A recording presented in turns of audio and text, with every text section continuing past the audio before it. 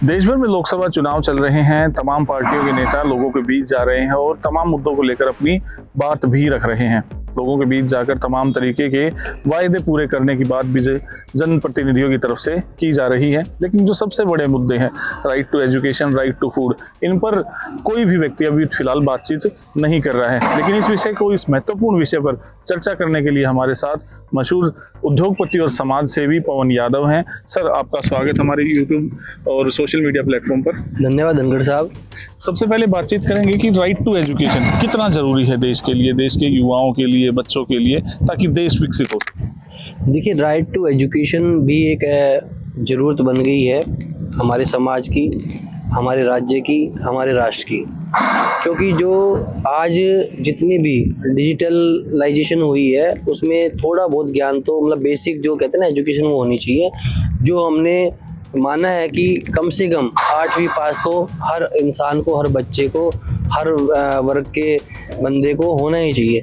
तो जब right to education आया था उसका उद्देश्य भी यही था कि हर वर्ग पढ़े और हर व्यक्ति पढ़े, छोटा हो, बड़ा हो, अमीर हो, गरीब हो, सबका अधिकार था राइट टू एजुकेशन। तो राइट टू एजुकेशन की जो पॉलिसी है, मैं इतना नहीं जानता कि वो एग्जैक्टली क्या थी, पर जो उसमें अड़चनें आई है कि राइट टू एजुकेशन होने के बाद भी जो नर्सरी स्कूल, प्राइमरी स्कूल या मैं कहूँ मिडिल स्कूल, 8th तक के जो स्कूल थे उनकी बंदिशें आज तक नहीं हटाई गई।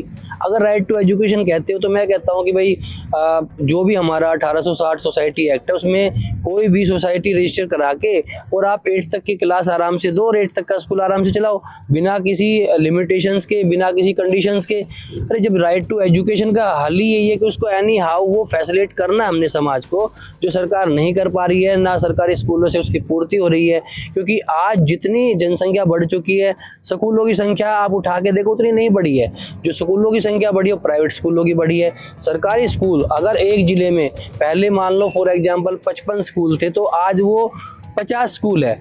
और आप दूसरी साइड देखोगे कि आपकी जो जनसंख्या है वो डे बाय डे बढ़ती जा रही है। तो मेरा मानना ये है, जो योगदान प्राइवेट स्कूलों ने दिया है शिक्षा के लिए, तो उनको वहाँ फ्रीडम भी मिलनी चाहिए कि राइट टू एजुकेशन तो हम देने के लिए तैयार हैं, लेकिन कम से कम मिडिल क्लास तक का जो आपका बोर्ड का लेवल है या कोई एफिलिएशन का लेवल है या मान्यता का लेवल है, उसको बहुत सरल और साधारण रूप से पेश किया जाए ताकि हर बच्चा पढ़ पाए, हर वर्ग पढ़ पाए। जो चीज़ आपने करनी है कि भाई कुछ मानक बनाए गए हैं वो 10वीं क्लास से शुरू करे जाए या 12वीं क्लास से शुरू करे जाए। मैं समझता हूँ कि 8वीं कक्षा तक कोई नियम, कोई कानून स्कूल के लिए ना रखा जाए तो हमारा राइट टू एजुकेशन कहना ठीक है। अदरवाइज वो है ना, सूरज को दिया दिखाने के बराबर है। कहीं भी राइट टू एजुकेशन दिखने को नहीं मिल रहा है। कोई भी सरकार, क्योंकि चुनावी मुद्दा चल रहा है, मेरे को चाहिए कि आने वाली सरकार हो या कोई भी सरकार जो भविष्य में आएगी उसको राइट टू एजुकेशन को सीरियसली लेना पड़ेगा।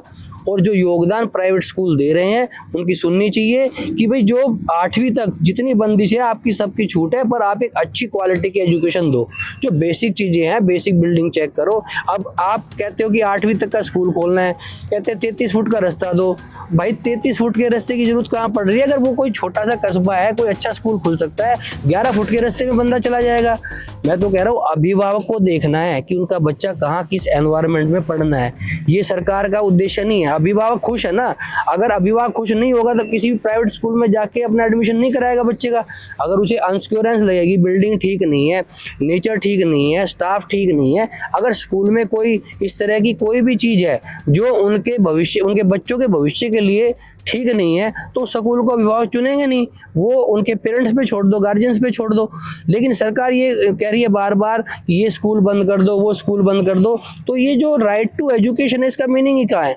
राइट टू एजुकेशन होता है कि उसको स्वतंत्र रूप से हर आदमी की नीड है कि वहाँ तक पहुँचाया कैसे जाए, जरूरत उसकी पूरी होएगी। तो कहना भाई कुआं होगा तो प्यासा आएगा, ये कह रहे कुआं नहीं है, प्यासे प्यासे है। तो राइट टू एजुकेशन को एक नेसेसरी चीज़ समझ के और लागू कर देना चाहिए। और मिडिल तक की जितनी भी मान्यताएं वगैरह है, जो भी है, वो सारी की सारी ओपन एक अपना रेजुलेशन करो, सरकार एक अपना चाहे विधेयक लाए, चाहे जो भी उनके पैरामीटर है, सरलीकरण करने की आवश्यकता है। लेकिन बात करें हम दूसरी तरफ राइट टू फूड की, वो भी बेहद जरूरी है।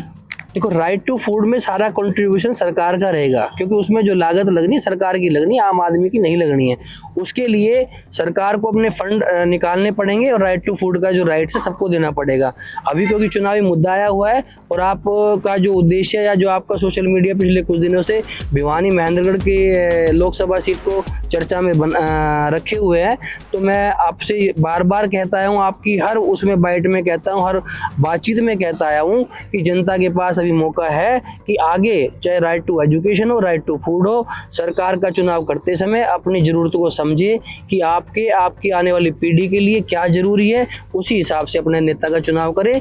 और जो भिवानी और अपना दादरी महेंद्रगढ़ तीनों जिलों की जनता से मैं अपील करता हूं कि इसके लिए शिक्षित, योग्य, कर्मठ, सरल और किसान की सोचने वाला एक ही इंसान है, रावदान सिंह। तो उसको ज़्यादा से ज़्यादा सहयोग करके और अपना विजय बनाए और अपने उसका लोकसभा सीट का कम से कम एक लोकसभा सीट का तो उद्धार हो ही जाएगा, ये मैं कामना करता हूँ दान सिंह जी से।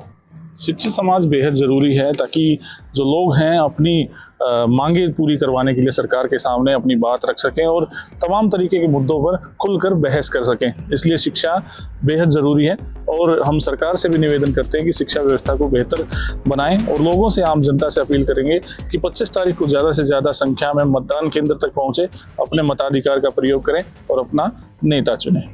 नमस्कार।